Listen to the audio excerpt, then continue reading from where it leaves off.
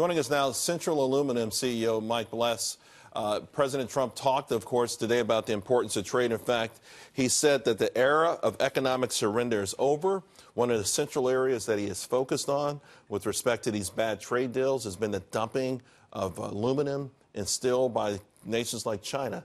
What's your take on this? Because the last time he talked about this in public, shares of U.S. Steel, shares of Century Aluminum went through the roof. Yeah, it's the world's toughest act to follow, Charles, but we couldn't have said it any better ourselves. The day you're referring to was last Friday. That's the day that the Commerce Secretary had a press conference.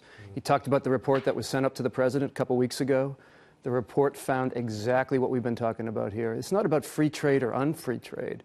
It's about the cheating and the market abuses that have gone on in countries like the Persian Gulf and in Russia and in other places like that where an enormous amount of aluminum is owned by the state. They subsidize their aluminum industry, and their excess ends up right here on these shores and has decimated this industry. And that's what we're trying to do here, is get this industry back on its feet. And yet in that room, President Trump took an enormous amount of pushback from Republicans. He took pushback from elected officials in states where you would think we would want to bring back the factory work and the manufacturing jobs. What's the deal with these elected officials, senators and congressmen, who don't see what you just said? I can't. That's a great question. I can't answer it. I mean, some of the arguments that you hear here are that it might have impact on prices downstream, right? That if we put a tariff on, 7.7% tariff, that's one of the alternatives that the Secretary recommended to the President, that we might see impact in prices downstream. Let me just give you a couple of examples. Number one, we've never seen it before. When aluminum crashed by 40% a couple of years ago, the price of your beer can or your car or your airplane didn't go down. Let me just give you some example. If that whole tariff was translated into the final price of that motor car, you'd be talking about a $35 increase in a $30,000 car.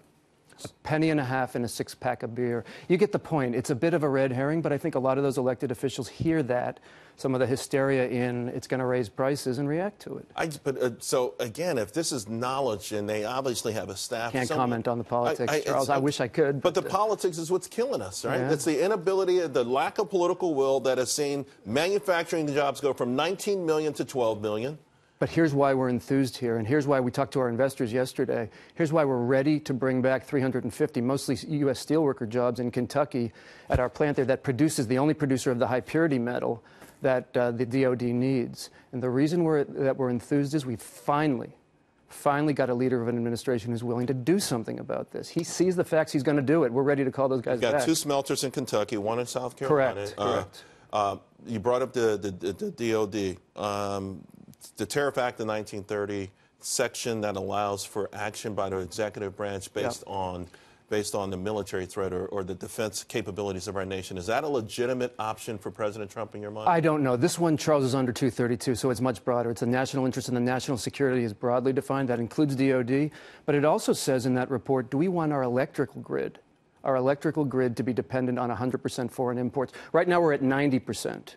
The industry has gone from 66 to 90% as the price has crashed over the last couple of years. Do we want things like our electrical grid? Clearly to the DOD. So it's much broader than that older act to which you refer. Selective tariffs. And again, I think Wilbur Ross had much bigger numbers for China, for instance. He did indeed. A lot of folks are saying, well, you know what? They're not even in our top 10. So why are we going to penalize the countries that we may have friendlier trade deals with? Yeah, I mean, China isn't in the top 10 on primary aluminum, but what they do is they export an enormous amount of semi-finished products that all ends up in this country anyway. The only reason the primary is not coming out of there is because of their VAT, their tariff regime, their taxation regime.